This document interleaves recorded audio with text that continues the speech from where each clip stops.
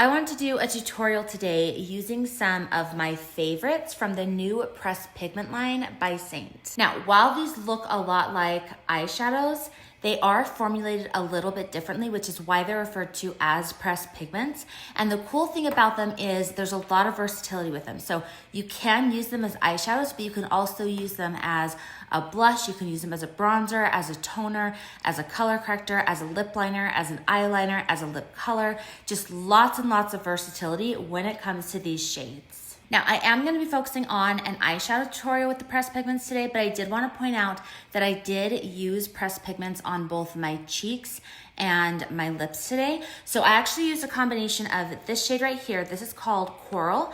And then because Coral is a little bit on the warmer side and I tend to like a cooler tone on my cheeks and on my lips, I actually mixed this with this shade right here called Lilac. So I started by putting on the Coral and then I topped it off with a little bit of Lilac just to cool it down a little bit. To apply the blush, I just went in with a wispier brush and then I just tapped it in one time to the color and then just very gently tapped it onto my cheek. I did that with the Coral first and then I went over it with the Lilac. And then for my lips, I used this F75 lip balm by OLIVEDA, and I just applied that first, and then using my finger I just tapped into Coral and then did the same thing, tapped into Lilac and just kind of pressed on top. I went really super light with it. These can give, because they're called pressed pigments, there is a lot of pigment in them, there's a lot of color payoff, so you have to go in really light. I recommend just going in with like I said, when I tapped with my brush, I did one tap. When I was using my fingers, it was just very gently tapping onto my lips. You can always build up the color if you want it darker and more bold, but start very light with a single tap or two, because otherwise you're gonna have a lot of color and it might be more than you're bargaining for. Now, I always like to prime my lids before I do any sort of eyeshadow, but you want to prime them even more so when you're using these pressed pigments, just because, again, they're so pigmented that you wanna have a little bit of a barrier between your skin and the product, just because it'll come off a lot easier and not leave any residual color or staining on the skin. And for my primer, I usually just use my highlight shade from Seint, and then I will go over top of it with the Vanilla Dust setting powder on top of it just to kind of set it in. This will make it so that it kind of evens out the skin tone on my lids and then also gives the eyeshadow, or in this case, the pressed pigments, something to kind of grip onto. Okay, so I'm gonna start with the larger, fluffier end of my eyeshadow everything brush, and I'm gonna go ahead, I'm gonna tap into this color right here. This one is called Santa Fe. I'm just gonna do a couple of taps, and then I'm gonna start to distribute this color right here, right above my crease.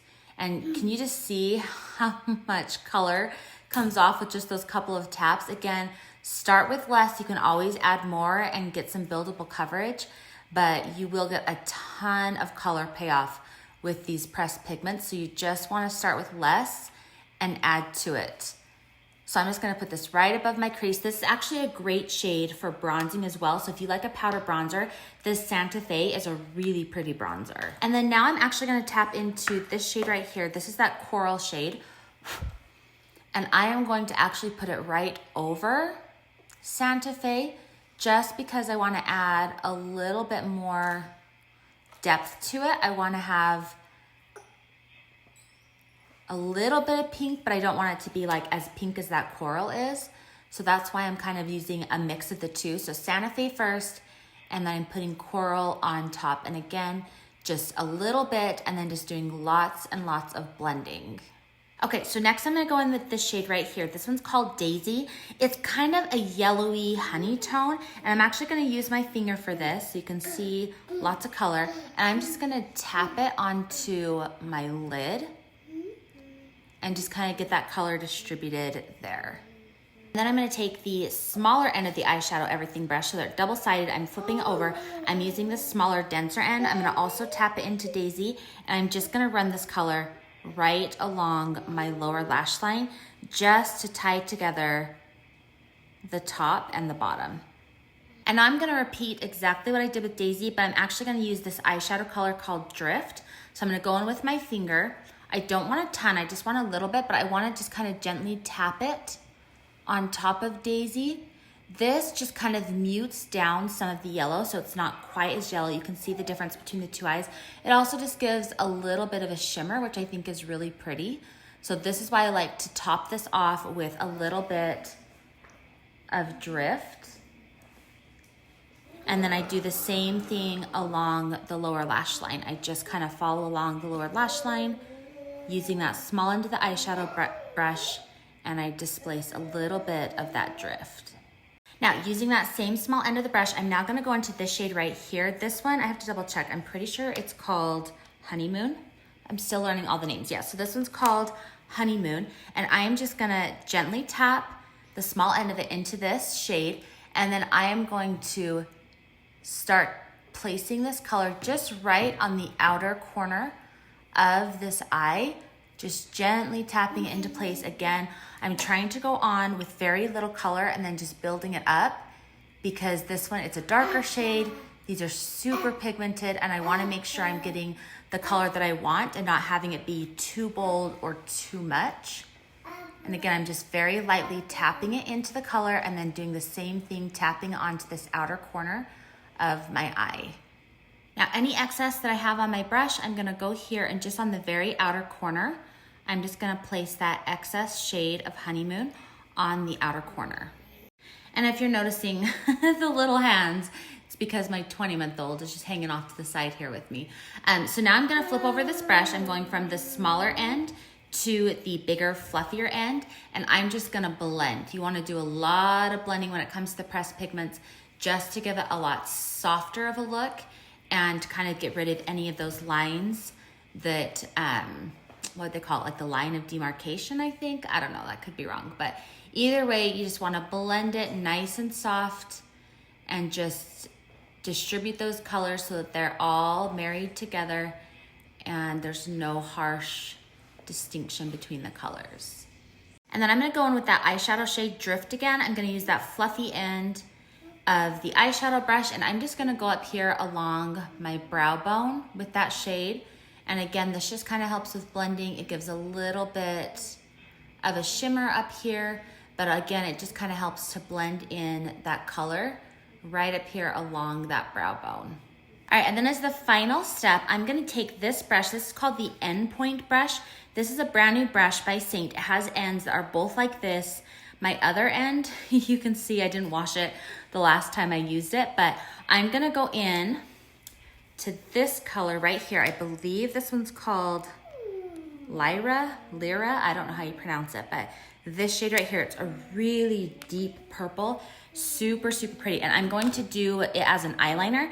Now with it, you can use a setting spray on the end of the brush and then dip into the eyeshadow. You can use a balm, even like this lip balm that I use, or one of Seint's balms, and you can dip into that just to give it a really clean, smooth look. I'm just gonna go straight into the eyeshadow this time. So I'm just gonna dip it in like this. I'm gonna place it along my lash line. So I'm gonna start about halfway over, and then I'm just gonna very gently start painting that line across. And again, if I wanted something that was a little bit more of like a liquid liner and has kind of like that more stark line to it, then I would use a balm or a setting spray with it. But I like my eyeliner to be a little bit softer and a little bit smokier, and so I am just going straight into the eyeshadow. And again, I'm just kind of brushing it along that lash line. And then I'm gonna do the exact same thing along the lower lash line. I am just gonna go about halfway across using that same color along my lower lash line. Again, this just kind of ties together the top and the bottom. And I'm just going really light just to distribute that color and give it a little bit of a softer, smokier eyeliner look. And then to finish up, I'm just gonna go ahead, I'm gonna curl my lashes. If you are not somebody who already curls your lashes, you're doing your eyes a huge disservice. Makes such a difference. If you're looking for a good lash curler, Seint has some great ones. Finish up with some mascara. Finish off all of my eyeshadow looks with a little bit of liner in the waterline. And this right here is your finished look. So if you have been interested in trying out these pressed pigments, I highly recommend grabbing them. There's some stunning shades. Like I said, there's a lot you can do with them. You can get all of them and it comes in this beautiful compact, or you can just buy individual shades and kind of just pick and choose based on what you think you're gonna use and what you actually like as far as the colors go. So I will go ahead, I'm gonna list out all of the shades that I use to create this look, and then I'll also include a link, so if you wanna grab any of this stuff, you can through this link. And then if you're interested in any of the other makeup that I use outside of just the pressed pigments, I will leave a link to the makeup. I will also leave a link to a color match form, so if you wanna submit a picture to me, I can help kind of figure out what shades are gonna work best for you and give you recommendations on the best place to get started. And then if you're interested in the skincare that I use, I'm absolutely obsessed with it. And honestly, having really good skin and doing some good skin prep before any makeup is gonna be the best way to get the most out of your makeup. So if you're interested in the skincare that I use, I will leave a link for that as well. You can take a quiz, it'll give you recommendations, and then of course you're always welcome to ask me questions, and I can help kind of customize some really good products to get you started on an amazing skincare journey.